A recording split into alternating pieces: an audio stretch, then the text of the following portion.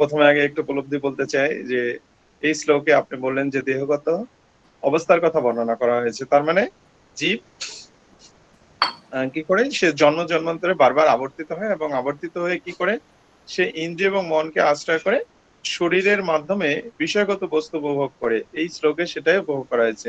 তো এখান থেকে আমার একটা প্রশ্ন, এটা হচ্ছে মূল প্রশ্ন না প্রভু, এই যে বিষয়গত বিষয়সমূহ উপভোগ করে, এটা হচ্ছে কি জড় বিষয় না আধ্যাত্মিক বিষয়?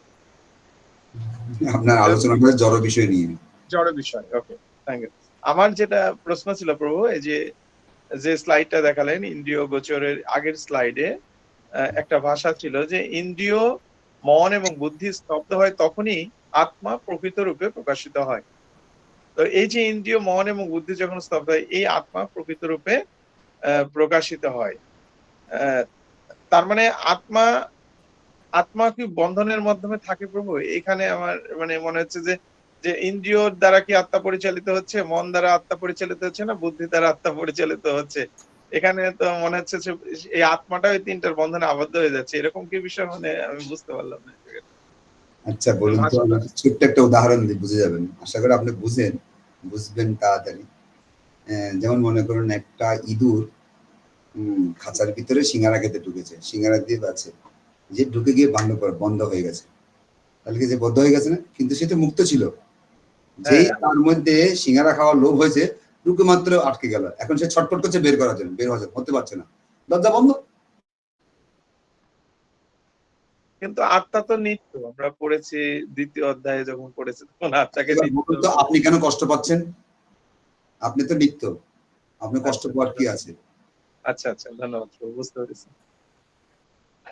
কেন আমরা এখানে বলছে আত্মা পবিত্র, সে যখন এখানে এসে তিন গুণের প্রভাবের মধ্যে পড়ে গেল, তার মধ্যে কি আছে? সূক্ষ্ম শরীর আছে, সে সঙ্গে নিয়ে আসছে না সূক্ষ্ম শরীরটা, সূক্ষ্ম শরীরটা দূষিত হয়ে গেল, আর সূক্ষ্ম শরীরের ভিতরে তো আত্মা পড়ে আছে। সেই সূক্ষ্ম শরীর যখন দূষিত হয়ে বিভিন্ন রকম শরীর পাচ্ছে, কুকুরের শরীর, মানুষের শরীর, হাতির শরীর, গরুর শরীর, বিভিন্ন শরীর পাচ্ছে, সেখানে আটকে যাচ্ছে। আর যে যে গুণের চিন্তা করছে সেরকম শরীর পাচ্ছে, যেরকম চিন্তা করছে সেরকম শরীর পাচ্ছে, শরীর পেয়ে সেরকম কষ্ট ভোগ করছে। ধন্যবাদ। হরে কৃষ্ণ, ধন্যবাদ। ওকে, আর কার কোনো প্রশ্ন? হরে কৃষ্ণ, প্রণাম প্রভু। প্রভু আমি না তো যে জায়গাটা লিখতে পারিনি প্রভু, আর একটু বলবেন? তো আপনি বললেন যে প্রচার মানে যারা প্রচার করে তাদের অনেক সহনশীল হতে হয়, তাদের জীবনে অনেক দুঃখ আসে, যন্ত্রণা আসে, কিন্তু সেইগুলো আমাদের ভাবলে চলবে না। আর বললেন যে প্রভু যখন আধ্যাত্মিক স্তরে পৌঁছাবো তখন আমি দেখবো যে সবাই সবাই দুঃখী। তো প্রভু আধ্যাত্মিক স্তরের গুলোর মধ্যে যে কি কি বললেন ওটা আমি লিখতে পাইনি প্রভু, একটু বলুন না প্রভু। আমার মাঝিবাবু রেকর্ডিং করছে, শুনে নিবেন। রেকর্ডিং করছে, তাহলে ঠিক আছে, আমি তাহলে রেকর্ডিংটা দেখে লিখে নেবো। আর কার কোনো? এটা সাত্বিক প্রভু গুণের কথা বলছি। সাত্বিক গুণে যারা আছে তারা কি করে, তারা নিজেও আধ্যাত্মিক দিক দিয়ে সুখে থাকার চেষ্টা করে এবং অন্য দুঃখ থেকে সে কষ্ট পায়, সে চায় না যে কেউ দুঃখে থাকে। প্রভু উপলব্ধি একটু বলি প্রভু। তো আপনি তাদের সুন্দর বললেন যে যে আমাদের বিশেষ করে শ্রবণটা করতে হবে কর্ণের দ্বারা এবং চোখের দ্বারা। তো শ্রবণে আমাদের যত লালসা বাড়বে তত আমাদের চেতনা পবিত্র হবে। তাই কৃষ্ণ চেতনা হচ্ছে আমাদের আসল চেতনা। তা প্রভু আজকে আমি একটু আমার খুব ভালো লাগলো, আমার যেন এই আধ্যাত্মিক চেতনা যেন আমি পৌঁছাতে পারি, জাগতিক চেতনা আমার লাগবে না। আর প্রভু আজকে আমি একটা গীতা প্রচার করে এসেছি বিকালে গিয়ে, আর তাকে আমি ফোন নাম্বারটাও নিয়ে এসেছি এবং তাকে লিঙ্কও দিয়ে এসেছি। আর তাকে বলেছি তুমি অবশ্যই ক্লাসে যুক্ত হবে। আর সে মানে একটু একটু মানে মানে একটু অসুবিধায় আছে সাংসারিক দিক থেকে। তা আমি বলেছি কোনো সমস্যা নেই, তুমি এখানে যুক্ত হলে তোমার সমস্যা সব মিটে যাবে। তা প্রভু কৃপা করুন প্রভু, যেন আমি যেন অনেক কিছু ভক্তিপথে আনতে পারি এবং ক্লাসে যুক্ত করতে পারি। হ্যাঁ, দামোদর বাবু একটু হ্যান্ডেলিং করুন। হরি বল, অনেক অনেক ধন্যবাদ প্রভু আজকের সুন্দর উপস্থাপন। সুন্দর বিষয় যে আমরা জন্মান্তরের চক্রে আবির্ভূত, মানে জন্মান্তরের চক্রে আমরা পড়তে চাই না। আজকের আলোচনাতে সেটা ফুটে উঠেছে। মানে যদিও বলা হয়েছে জন্মান্তর কিভাবে হয়, কিন্তু সেখান থেকে প্রভু আমাদের শিখিয়েছেন যে আমরা যখন ইন্দ্রিয়কে বিষয়ের সঙ্গে সংযুক্ত করব তখনই আমরা পতিত হব। কিন্তু উপায় হলো কি, না আমাদের এই ইন্দ্রিয়গুলোকে আমরা সেই আধ্যাত্মিক বিষয়ের সঙ্গে যুক্ত করব। যেরকম আমরা আজকে যুক্ত হতে পেরেছি, আজকে নতুন করে অনেকে যুক্ত হতে পেরেছেন। তাই এটা আমাদের পরম সৌভাগ্য। এটা আমাদের অ্যাকাউন্টে কিছু জমা হচ্ছে। আজকে একটা পাঠ শ্রবণ করছিলাম প্রভু। তো বলছে যেকোনো ভাবে কেউ যদি এই ভগবান, মানে নিতাই সুবিনী মাতাশ্রীর পাঠটা ৪ মিনিটের একটা পাঠ ছিল। তো বলছে যেকোনো ভাবে যদি সে আধ্যাত্মিক ভাবে যুক্ত হতে পারে, যে কারো দ্বারা, যেন কোনো ব্যক্তি, তার আধ্যাত্মিক অ্যাকাউন্ট খোলা হয়ে যায়। তারপরে সে যুক্ত হচ্ছে কি যুক্ত হচ্ছে না এটা নিয়ে কোনো বিষয় না। সে যুক্ত হবেই। মানে তার কৃপা হবে। তো এই যে আমরা হয়তো আপনার বিশেষ অনুগ্রহে এই কৃপাটা কিছু, কিছু লাভ করতে পারছি। প্রভুকে অনেক, অনেক ধন্যবাদ। তো আজকে যারা উপলব্ধি স্থাপন করাবেন, কৃপা করে হ্যান্ড রাইজ আছে হয়তো, আমি একটু দেখে নিই।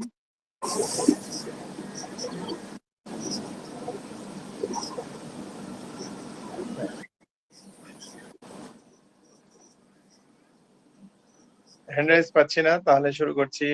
আমাদের অবনীপাল প্রভু শুরু করুন। হরে কৃষ্ণ প্রভু, ধন্যবাদ, প্রণাম। প্রভুজির পাঠ অত্যন্ত সুন্দর ছিল। এত বিষয় ছিল, শিক্ষার বিষয় ছিল, কি বলবো। হ্যাঁ, তো প্রভু বিশ্বামিত্র মুনি, কিন্তু আত্মজ্ঞানী, এত বড় একজন মুনি হয়েও তিনি কিভাবে মানে তার অধঃপতন হলো। হ্যাঁ, তাহলে আমরা সাধারণ মানুষ, আমরা কিভাবে আত্মাকে শুদ্ধ চেতনায় নিয়ে যাব? এ তো কঠিন পরিস্থিতি।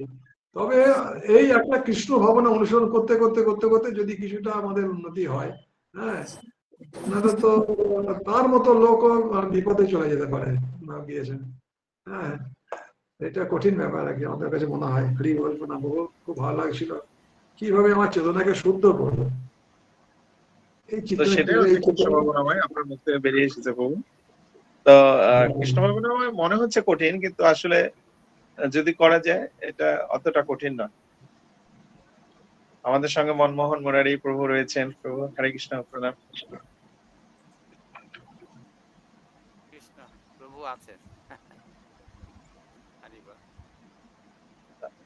আনমিউট করে নিন। আমাদের মাঝে শ্রীপাতি হরি প্রভু আছেন। হরিবল। না প্রশ্ন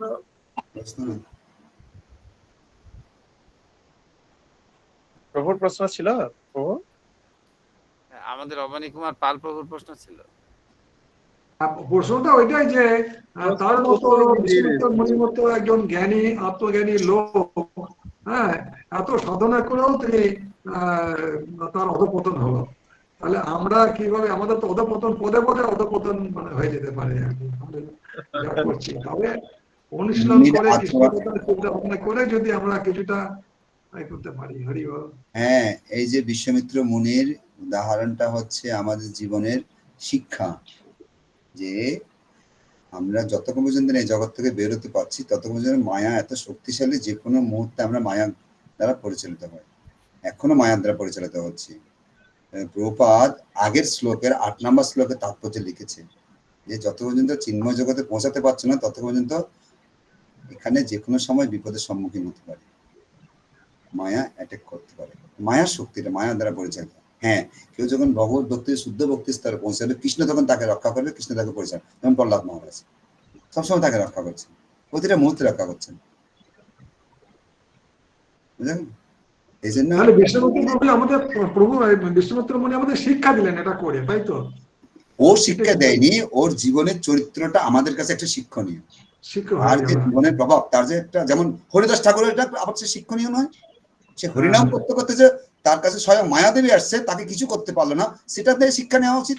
সেখান থেকে আমাদের মনের জোর আসা উচিত। হরিদাস ঠাকুর যখন হয়েছে, বিশ্বামিত্র চরিত্র দেখে আমাদের মনটা দুর্বল হয়ে যাচ্ছে, আমাদের কি হবে? আর হরিদাস ঠাকুরের চরিত্র যখন আমরা পাবো, তখন আমরা সাহস নিতে পারি, আমাদের কনফিডেন্স লেভেল বেড়ে যেতে পারে। প্রহ্লাদ 5 বছরের বয়সে যদি সে যদি এত সুন্দর একটা ডেভেলপ করতে পারে, ধ্রুব মহারাজ, প্রহ্লাদ মহারাজ, আরো বেশি আমাদের চেতনা উন্নত হওয়া উচিত। ভয় পাবো কেন? একই না প্রভু? হরে কৃষ্ণ। প্রণাম প্রভু। হরে কৃষ্ণ। জয় শ্রী প্রভু। আজকের আলোচনা থেকে আমাদের মনমোহন মুরারি প্রভুর মুখ থেকে কিছু শ্রবণ করতে চাই।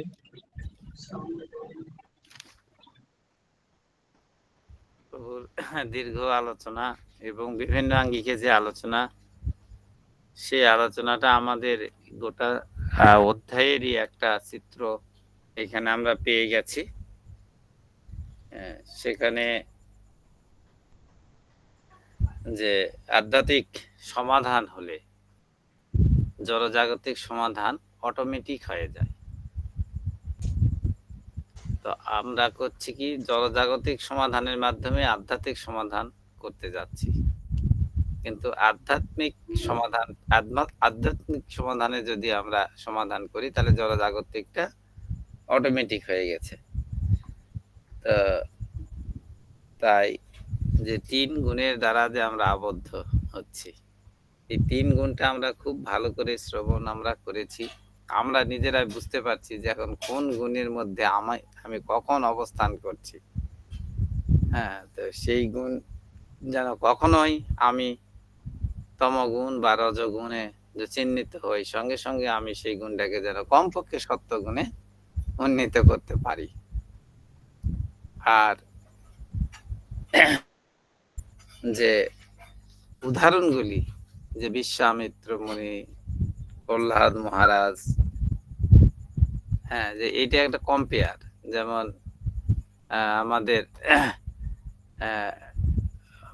আমাদের হচ্ছে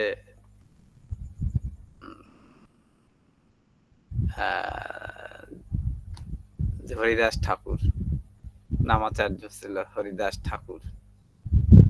তো হরিদাস ঠাকুরের দিকে যদি তাকাই তাহলে ব্রহ্মা কোথায়, মহেশ্বর, হ্যাঁ, কোথায় মুনি ঋষি, এগুলোর দিকে আর আমাদের দৃষ্টিপাত হওয়া উচিত নয়। এত চমৎকার যে শুধু নামের কাছেই সব সারেন্ডার হয়ে যাচ্ছে। তাহলে যজ্ঞানাম জপযজ্ঞ অস্মি, এই যে যজ্ঞানাম জপযজ্ঞ অস্মি, সেটাই প্রভু সুন্দরভাবে সমাধান, সর্বশেষে সমাধান দিলেন যে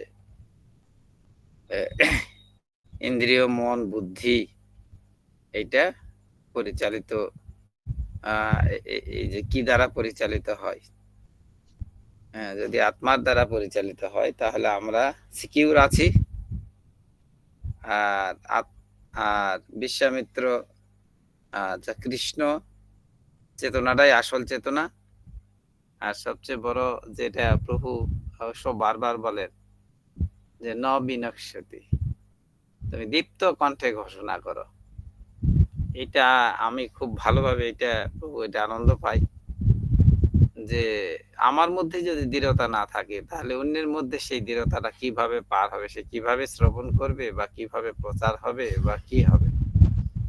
তাই আমি যেন কর্ণ ইন্দ্রিয়ের দ্বারা সুন্দরভাবে শ্রবণটা করতে পারি এবং এই শ্রবণ করেই যেন কীর্তন করতে পারি, এই উপলব্ধি ছিল। প্রভু ক্ষমা করবেন, কৃপা করবেন। বলবো অনেক অনেক ধন্যবাদ।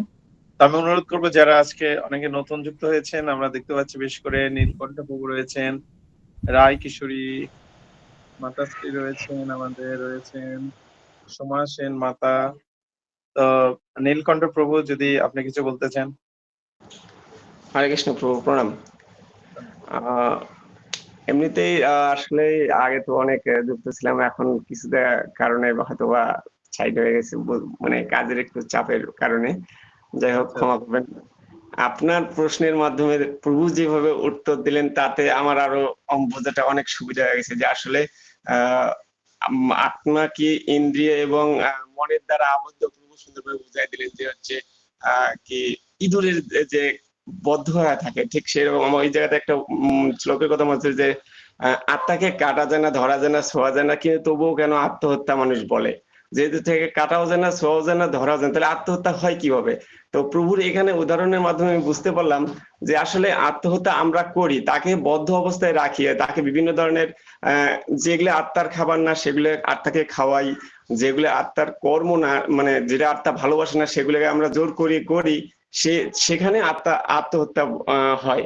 এই প্রভুর উদাহরণ এবং আপনার প্রশ্নের মাধ্যমে আমার এইটুকু উপলব্ধি হলো প্রভু, ভুল হলে ক্ষমা করবেন। হরে ওখানে একটা বিষয় আছে প্রভু, সেটা হচ্ছে আত্মহত্যা মানে কি আত্মাটা কি হত্যা হয়? সেটা কিন্তু হয় না। এই না, এই আত্মাটা মানে তার কোনো মানে তার কোনো বিনাশ নেই।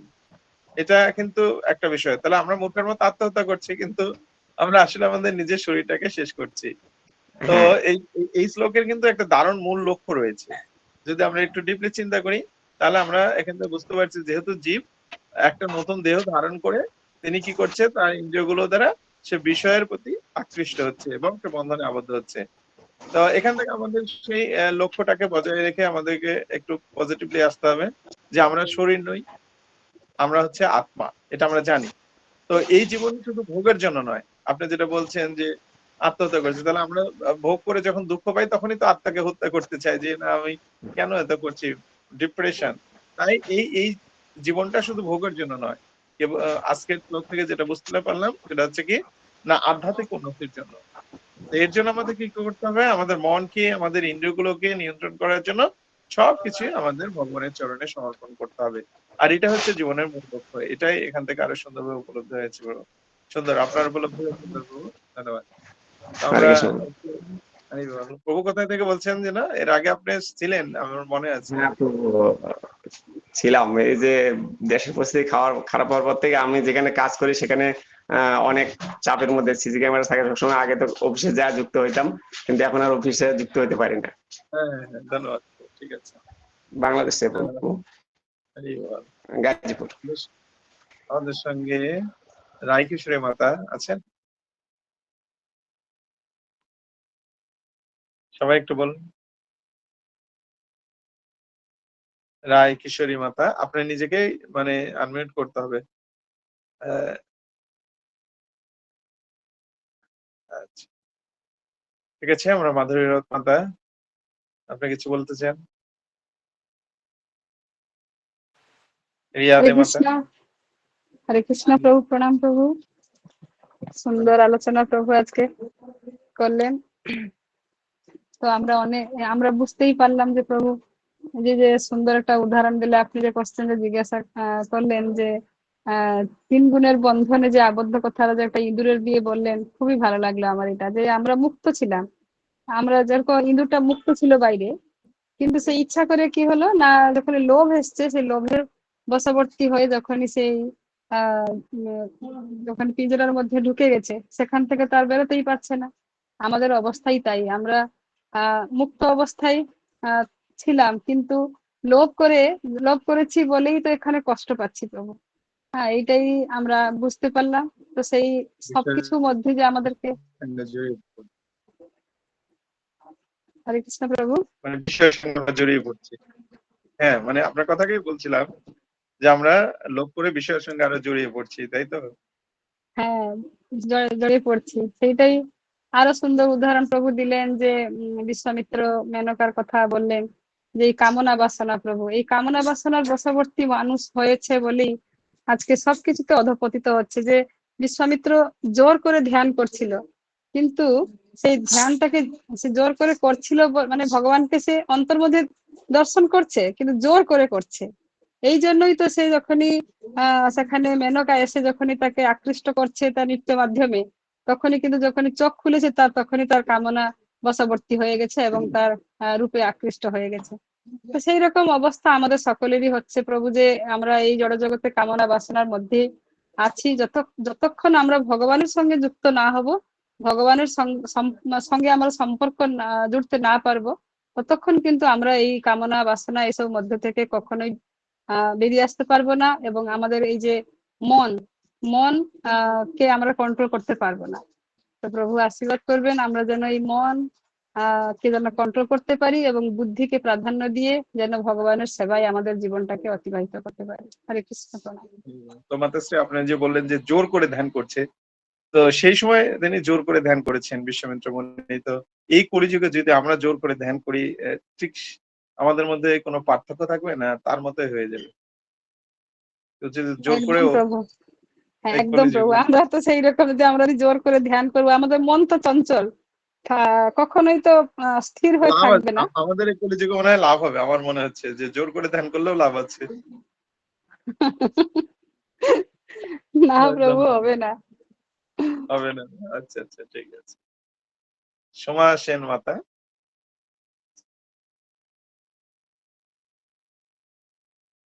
আমাদের শম্পা সেন মাতা, এই বল মাতা। হরে কৃষ্ণ, সকল সাধুগুরু বৈষ্ণবের শ্রীচরণের ষষ্ঠীকে প্রণাম। তো প্রভু এত সুন্দরভাবে বিশ্লেষণ করলেন স্লাইডের মাধ্যমে, এখান থেকে আমার একটাই উপলব্ধি হলো, প্রভু বললেন যে আমার খাঁচার যত্ন নেই, পাখির যত্ন নেই, আমরা বলি আমার শরীরটা খারাপ, কখনো কি বলি আত্মা খারাপ, আত্মার শরীরটা খারাপ কখনো বলি না। আমাদের যে চেতনাটা, আমাদের মেন চেতনাটা হওয়া উচিত যে আমরা যেন সঠিকভাবে কৃষ্ণকে ভাবতে পারি, কৃষ্ণ আমরা ইন্দ্রিয় বিষয়ের দ্বারা যেন আমরা ধাবিত না হই। তার জন্য একটাই উপায় যে প্রভু এত সুন্দরভাবে আমাদের পথ নির্দেশনা দিচ্ছেন, সেই পথ নির্দেশনার মাধ্যমে যেন চলতে পারি এবং ইন্দ্রিয়গুলো যেন বুদ্ধি এবং মনকে কন্ট্রোল করে ইন্দ্রিয়গুলো যেন এই বল। জ্যোৎস্না জমিনদার মাতা।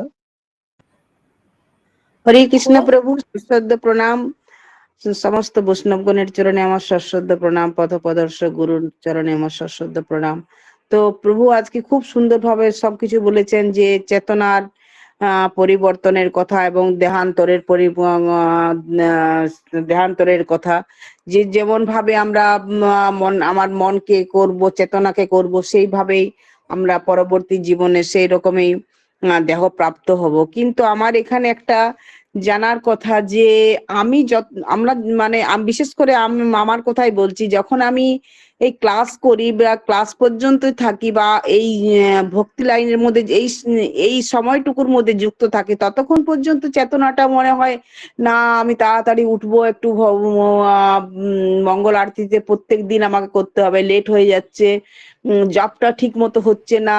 এই সময়টার জন্য আমি ততক্ষণ পর্যন্ত আমার চেতনাটা খুব সুন্দর পরিষ্কার ভাবে ফুটে ওঠে।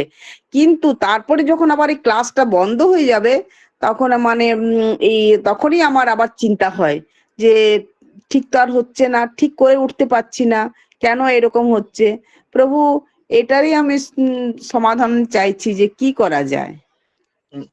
এটাই অবশ্য আমাদের শিক্ষা, আমাদের কি করতে হবে। আপনি যেটা বললেন এটা আমাদের এই শ্লোক থেকে শিক্ষা গ্রহণ করতে হবে। তাহলে কি করা যায়, আপনি কোনো ডিসিশন দিতে পারবেন? তো আমরা এই যে জনক রাজার কাহিনীটা বললাম না মাতা, প্রভু যেটা বললেন, তো তার সম্পর্কে আমি অনেক শ্রবণ করেছিলাম। তো ওনাকে বলা হচ্ছে বিদেহ, অর্থাৎ উনি সবসময় তার দেহটাকে তিনি দেহই মনে করতেন না। এই জনক রাজার আর একটা নামও নাকি বিদেহ। তো তিনি সবসময় যজ্ঞ করতেন, সবসময় চিন্তার মধ্যে থাকতেন, কৃষ্ণের চিন্তায় থাকতেন তিনি, যার জন্য তিনি সব সময় যজ্ঞ করতেন। যজ্ঞের শ্রেষ্ঠ ছিল নাকি এই জনক রাজা।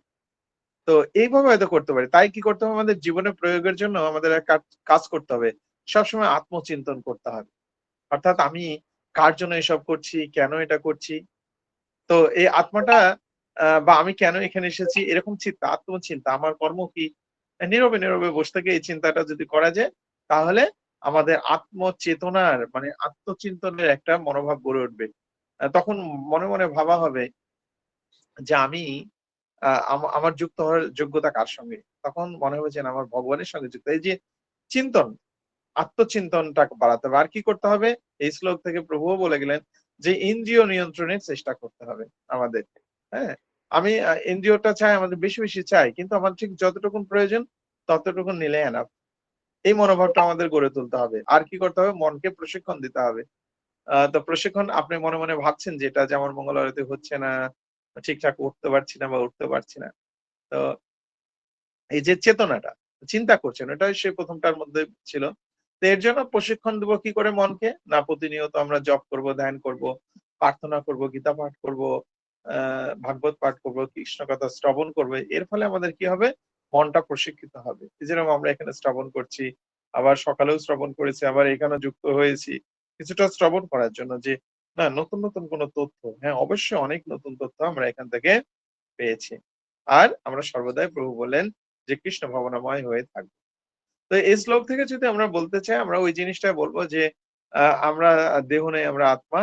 তাই এই জীবনটা শুধু ভোগের জন্য নয়, আত্মিক উন্নতির জন্য এবং ইন্দ্রিয়কে নিয়ন্ত্রণ করে আমরা সামনের দিকে এগিয়ে যাওয়াই হচ্ছে মূল লক্ষ্য। আর সামনের দিকটা হচ্ছে কৃষ্ণ ভাবনা।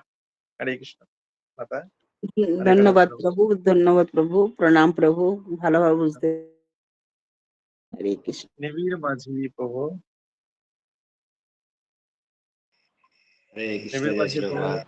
হরে কৃষ্ণ। প্রভুর সর্বাঙ্গীন আধ্যাত্মিক উন্নতি হোক। প্রভু খুব সুন্দর পাঠ দিলেন প্রতিদিনের ন্যায়, আজকেও একটা সুন্দর পাঠ দিলেন এবং অনেক কিছু উদাহরণ দিয়ে প্রভু বোঝাতে চাইলেন এবং যে প্রভু চোরের একটা উদাহরণ দিলেন, সেখানে থেকেই আমাদের মানে জ্ঞান বা আমরা জানতে পারছি যে আমরা শ্রবণ এবং দর্শন করলে আমাদের ভক্তি আসবে এবং ভক্তি এলেই কিন্তু আমরা সেবা আসবে, সেবা এলেই কিন্তু ভক্তি অবশ্যই আসবে। তাই আমাদেরকে দর্শন এবং অবশ্যই শ্রবণ এবং দর্শন করতে হবে এবং সাধু সঙ্গ করতে হবে, তবে আমাদের ভক্তি ভাবটা অবশ্যই আসবে। হরে কৃষ্ণ, জয় শ্রী প্রভুপাদ। তো সবাইকে অসংখ্য অসংখ্য ধন্যবাদ। অভিষেক অধিকারী প্রভু কিছু বলতে চান? অভিষেক অধিকারী প্রভু, আচ্ছা। সমাসেন মাতা একটু বলতে চান, বলুন। হরে কৃষ্ণ প্রভু, প্রণাম। প্রণাম। আমি একটু বলতে চাই যে আমাদের এই আত্মচেতনাকে ভগবত চেতনায় উন্মুক্ত করতে হলে আমাদের কিছু শরণাগতি দরকার, যেটা ভক্তি বিনোদ ঠাকুর বলেছেন, দৈন্য আত্মনিবেদন গোপ্তৃত্বে বরণ, অবশ্য রক্ষিবে কৃষ্ণ বিশ্বাস পালন, ভক্তি অনুকূল মাত্র কার্যের স্বীকার, ভক্তি প্রতিকূল ভাব বর্জনাঙ্গীকার, সরাঙ্গ শরণাগতি হইবে যাহার, অবশ্য রক্ষিবে কৃষ্ণ, অবশ্য রক্ষিবে শ্রীনন্দ কুমার। এটুকুই আমার যেন এইভাবেই আত্মচেতনাটা ভগবৎ শ্রীচরণে উন্মুক্ত করতে পারি, মানে আমার সমস্ত দেহ আত্মা যা আছে ভগবানের শ্রীচরণে যেন আমি সম্পূর্ণভাবে সমর্পণ করতে পারি, এটাই আমার ঐকান্তিক ইচ্ছা। এবং আশীর্বাদ করবেন যাতে আমি এই ইচ্ছা আমার জীবনে আমি আস্তে আস্তে ধীরে ধীরে পূরণ করতে পারি, এটাই আশীর্বাদ করবেন। বৈষ্ণব শ্রীচরণে আমার প্রণাম। এই বল মাতা। তো আমরা একদম শেষ পর্যায়ে চলে এসেছি, আর একটা উপলব্ধি আমরা নিব, সেটা হচ্ছে সুমিতা বণিক মাতা, আপনি বলুন। এরপরে আমরা আজকের ক্লাস থেকে বিদায় নিব। খুব সংক্ষেপে বলুন। হরে কৃষ্ণ, প্রণাম প্রভু, সমস্ত পুষ্পকুশল চরণে বলুন। প্রভু আজকের অসাধারণ পাঠ, যেখান থেকে আমি আমার উপলব্ধি হলো যে আমাদের ইন্দ্রিয়গুলো যখন ইন্দ্রিয় বিষয়ের সাথে সংযুক্ত হয়, তখনই আমাদের মধ্যে লোভ কামনা বাসনা এগুলো আসে।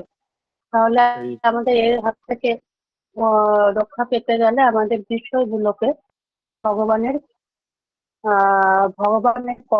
কর্ম যেগুলো অর্থাৎ ভগবানের চরণে আমাদের সমর্পণ করতে হবে। যেটা প্রভু সেই চুলের গল্পের মাধ্যমে বললেন যে শ্রবণ করলেন, তার মানসিকতাটা কিরকম ছিল, সহ্য বৃত্তি ছিল। শ্রবণ করলেন, বন্ধু করলেন, তারপর যখন চোখের সামনে দেখলেন, তখন তার সেই বিষয়টা ডাইভার্ট হয়ে গেল ভগবানের সেবার কাজে। তখন তিনি কিন্তু ভগবানের সেবাটাকে নিজেকে সম্পূর্ণভাবে নিয়ে যেতে পারলেন। এভাবে যদি আমরা আমাদের নিজের বিষয়গুলি ভগবানের কাজে নিয়োজিত করতে পারি, তবেই হয়তো আমরা এই যে ষড়রিপু অর্থাৎ কামনা বাসনা লোভ, সেগুলো থেকে আমরা মুক্ত হতে পারবো এবং ভগবানের পূর্ণ সেবা নিজেকে করতে পারবো। হরি বল, প্রণাম প্রভু। প্রণাম মাতা। তো সকলকে অসংখ্য অসংখ্য ধন্যবাদ। এই শ্লোকের আলোকে আমরা আরো একটি গল্প, খুব আকর্ষণীয় গল্প একটি ছিল, আর সেটা হচ্ছে সে কৈলাসের গল্প। যে কৈলাস কিভাবে এই বিষয়ের প্রতি, জাগতিক বিষয়ের প্রতি কিভাবে আকৃষ্ট হয়ে তিনি বন্ধনে আবদ্ধ হয়েছিলেন। তিনি জন্মান্তরে পড়ে কখনো কুকুর হয়েছেন, কখনো সাপ হয়েছেন। প্রভু বলেছেন আমরা কি দেহ ধারণ করতে চাই। তো আমাদের জীবনে একটি সুযোগ হয়েছে, আর এটাই হচ্ছে যে এই মানব জীবন আমরা পেয়েছি। এর জন্য আমাদের প্রয়োজন কি না, আমাদের আত্মার উন্নতি করা। আর উন্নতির কিভাবে হবে না, পরমাত্মার সঙ্গে যদি আমাদের সম্পর্ক স্থাপিত হয়, তখনই কেবলমাত্র আমাদের আত্মার উন্নতি হবে। তো এই সুযোগকে যদি আমরা ইন্দ্রিয় সুখে ব্যয় করি, তাহলে আমাদের অধঃপতন। আর যদি ইন্দ্রিয়র বিষয়গুলো যদি এরকম হয় না, তার বিষয়গুলো হচ্ছে কৃষ্ণ ভাবনার সঙ্গে সংযুক্ত, আমরা যে চোখ কান নাক মুখ ইত্যাদি রয়েছে, এগুলো দ্বারা যেন আমরা ভগবানের কথা, চোখ দিয়ে যেন ভগবানের সুন্দর রূপ দর্শন করতে পারি। হ্যাঁ, কর্ণ দিয়ে কৃষ্ণ কথা শ্রবণ করতে পারি, নাক দিয়ে সে ভগবানের চরণে অর্পিত তুলসীর পত্র যে গন্ধ সেটা যেন আঘ্রাণ করতে পারি। তো এইভাবে আমরা যদি করতে পারি তাহলে আমাদের যে মনুষ্য জীবনের যে একটা সুযোগ রয়েছে সে সুযোগের সদ্ব্যবহার হবে বলে আমার এখানে মনে হয় আর কি। আমরা সকলেই এবার যুক্ত ছিলাম আজকের ক্লাসে এবং আজকের কথাগুলো শ্রবণ করে অনেক আত্মিক বিষয়গুলো আমরা জানতে পারলাম, আধ্যাত্মিক বিষয়গুলো জানতে পারলাম, যেটা আমাদের জীবনে কাজে লাগিয়ে আমরা সামনের দিকে অগ্রসর হব। তো সকলে ভালো থাকবেন, সুস্থ থাকবেন এবং সকালে আবার একসঙ্গে আমাদের দেখা হবে। জয় শ্রীকৃষ্ণ চৈতন্য প্রভু নিত্যানন্দ শ্রী অদ্বৈত গদাধর শিবাসাদি শ্রী গৌর ভক্তবৃন্দ। আমরা একবার হরিনাম করবো। হরে হরে কৃষ্ণ কৃষ্ণ প্রভু। হরে কৃষ্ণ কৃষ্ণ হরে হরে হরে রাম হরে রাম হরে রাম হরে রাম রাম রাম হরে হরে। রাম রাম রাম হরে হরে। জয় শ্রী প্রভুপাদ কি জয়, জয় শ্রী জয়। ভক্তপিতা কি জয়, ভক্তি জয় ব্রহ্মচারী প্রভু কি জয়, জয় জয়। আপন গুরু মহারাজ কি জয়, নিতাই গৌর প্রেমানন্দে হরে হরে।